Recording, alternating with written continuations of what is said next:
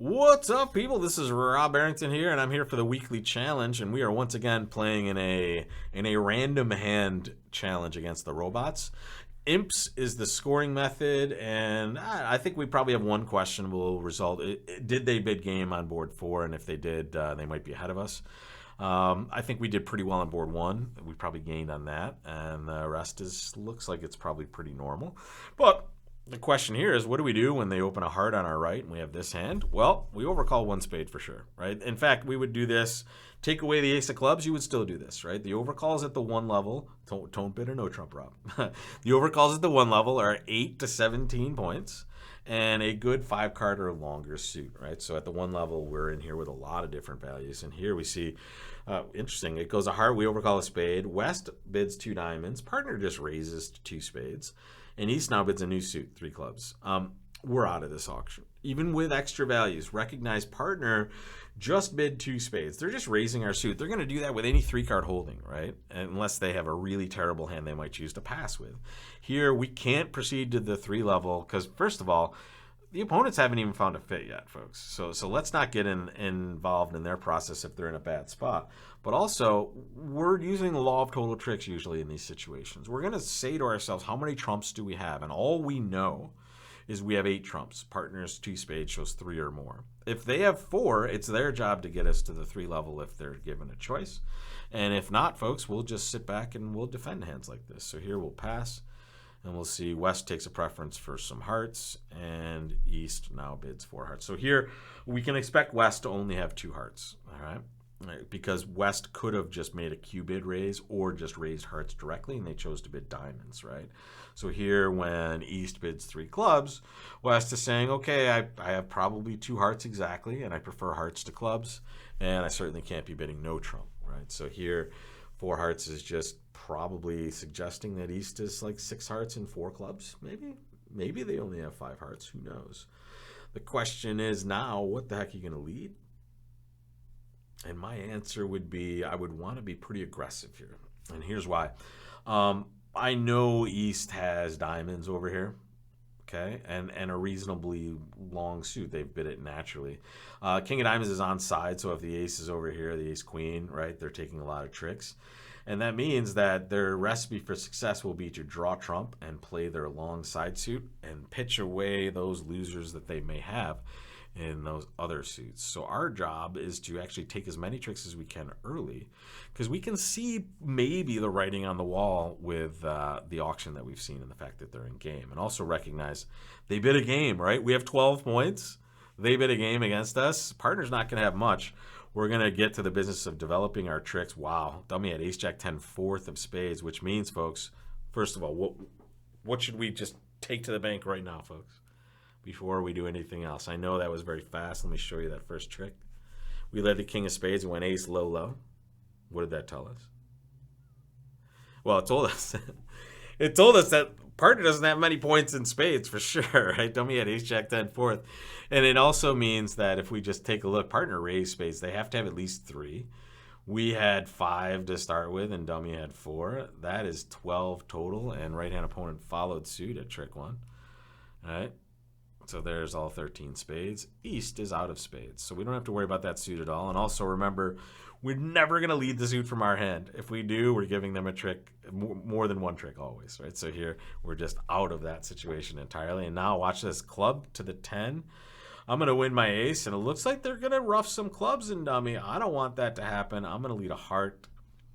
I may be compressing a trick in my partner's hand. It doesn't seem likely considering Declare probably has 6 hearts. We'll find out in a second, though. Let's see. But honestly, Declare could take this. Yeah, good. Declare just had a normal 6-card heart holding that they could play from that side either way. Now we're just going to duck smoothly here, and hopefully partner has a club. There we go. That was weird. I don't like partner right now, folks. I'm not a fan of partner. Unless, I mean, I suppose, no, they don't have any hearts left. They're just leading a low diamond towards this holding here. Partner could have just exited a spade, and we would have taken a spade trick if Declare wanted to duck it. I think our partner also recognizes that in this particular spot, declare is not going to be. They either have a finesse in diamonds that's going to win or not, basically. So here with Queen 10 7 of diamonds, they either know declare as the king or not, and would seem very unlikely that declare would play it this way and not have played the king first. So it looks like our partner knew exactly what they were doing. However, a spade might, just be a little safer in the future. That's all. It doesn't confuse partner too much. All right, but on this one, the fact that they took it with the 10 originally is just a huge win. Right now, it's an easy spot for them no matter what they do. And declare can either take a heart finesse or can just play it the way that we allowed them to play it. And big thing here is take a look at declare's strategies, right? When you see this immediately, right, the declare betrays what they're trying to do right away. King of spades, ace. All right, let's play a club to the 10. That looks like they're trying to get rid of it. And it also looks like the fact that diamond suit isn't as robust as we might expect it to be. Ace, jack, empty, empty, right? Small, small, small. Now it doesn't look like that's going to be running, right? So this is declare's strategy. If diamonds were running, right, or had the potential to run, you probably wouldn't see this club get played right away because the need to rough and dummy wouldn't be as great, right? So here we can kind of see, okay, the fact that they're roughing clubs or trying to do that means they don't think diamonds are running, so they're going to need to do this. So our job, try to get rid of those trumps. And here we may, in fact, compress a trick once in a while, but we certainly don't have many winners in hearts, and we don't expect partner to have more than 2 on an auction like this anyway. So very cool. Going plus when they're in a game is good stuff, right? And let's just take a look. Would anything have been different here? Let's take a look on opening leads. Obviously, a low spade would be terrible. But yeah, it looks like we're destined to beat this no matter what we choose in opening lead, so that didn't make a huge difference whatsoever. All right, let's take a look at the next board for today, and here it is, folks. Pass to you. Make your choice. You making a bid here? I wouldn't. Yeah, as aggressive as I am, folks, I don't open 11s without good reason, right? And the reason to open this would be if I had a 5-card suit, right? Or if I had ace, king, ace or something like that. Here, with a scattered 11, 4, 4, 3, 2, I don't have great intermediate cards, 5s, 3s, 2s. I'm okay passing, right? If it gets passed out, oh well. But here, I get a nice 1 spade bid. Make your choice, folks. 3 passes, partner opens a spade. What do you do with this hand? I'm going to give you a little bit of extra time. And then I'm going to ask you a question. Do you play Drury? Because if you do, you were supposed to bid 2 clubs with this hand, folks. This is a Drury bid, always and forever. Partner open the bidding in 4th chair, right? Or 3rd chair. If we open a major suit in the 3rd or 4th position, this is, in fact, how we show our invitational raises. Notice it says 10 to 12. It can't possibly be 12 because we would have opened the bidding. We open all of our 12-point hands no matter what, so that's clear. So here, this is usually the expert standard is like a good 8 or 9 to 11, right? And we have exactly 11.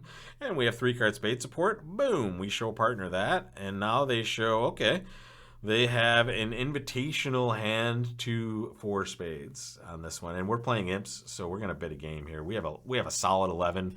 Add to that the doubleton here, that's 12. The only bid we wouldn't have gone forward with would be when partner bids 2 spades, which would say, hey, I opened light. I want to just play 2. Here, I'm just going to bid a game for all the reasons I've already discussed. And the fact that partner did not show a minimum means we belong in the game. And remember, this is not a best hand tournament, right? So partner can have way more than 11, even though they only do have 11. Interesting. But it's a pretty good 11 opposite what we're looking at. So we're not unhappy with this right here. And interesting choice of leads. The 10, it looks like it might be shortness, right? The lefty bid here, no, nobody bid, and they didn't double 2 clubs to our left. Kind of interesting that this is the choice of leads. I'm going to lead a low heart anyway, just because I want to be able to pitch some losers, and here I can pitch a couple diamonds on those hearts. I just need to be able to get to dummy to do that, and here they're going to set up a diamond trick for us here. And now I'm going to cross in clubs, and I actually hope my left-hand opponent is short in clubs. There it is. Ooh, wow. They hopped up with the ace of spades. See this? They know what's coming, right? They know we're crossing to dummy to play the king, queen of hearts and pitch away our diamond losers, and they are not ready to let that happen. But they're doing something helpful to us in general. They're playing that ace of spades, And now we're going to see this. Hopefully they're not getting a diamond rough. That would be brutal here. They are. No. No. Down one. Can we avoid that? I think we might be able to. That might be brutal for us. Let's take a look at the results there. I think the diamond switch. Let's take a second here. That's a pretty brutal lay of the cards there. It takes the weird, obscure player. Take a look at this. The double dummy. You have to play like the 9 or the 8 of spades, I think. Let's see. Yeah. Yes. Yeah. So it's guessing that you can solve the spade position, which seems really unlikely here. I'm just hoping, honestly, East either doesn't have the ace of spades or has it and doesn't play it, because then I'm just home free with that line we took. But take a look. If you play the 9 or the 8 of spades, at some point you can bamboozle that spade position out of East over there. But here we started off in the right way, it looks like, based on the lines here. So here we can make it from this point now that they hopped up with the ace of hearts. So at this point, I need to deduct diamonds, right? So that disrupts their communication, right? So there's where we actually went wrong. If on this play I duck a diamond, right? Which here, it seems like, watch what happens. If I duck that diamond, it seems like, and hang on, let's advance card by card and just get to this. So at this point, from my perspective, that seems terrible, right? Because I might just be able to get over to dummy by roughing that club and then playing the king, queen, hearts, pitching both my diamonds, right? So why would I duck this if I don't have a loser, right? So it's too much risk, although it is imps, right? I'm playing more match point style. I'm trying to take the most amount of tricks. Maybe if I think a little longer and recognize that I just need to make it, maybe ducking makes some sense. But it's weird. They played low high, right? The 5 of diamonds is just an interesting card from a doubleton. So here, it just seems normal to play the way I did.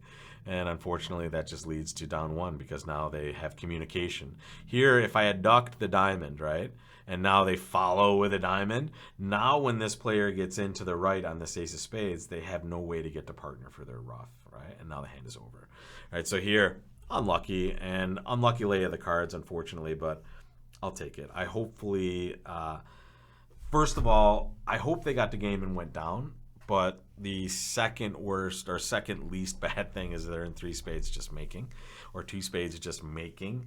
And that would mean that we're losing, less than we would if they made the game, right? Which is makeable. So fingers crossed. The robots are pretty good. I don't know. We're going to find out. Let's take a look at where we're going to leave off tomorrow. Ooh, here's board 7, folks. We're the dealer. Take a look.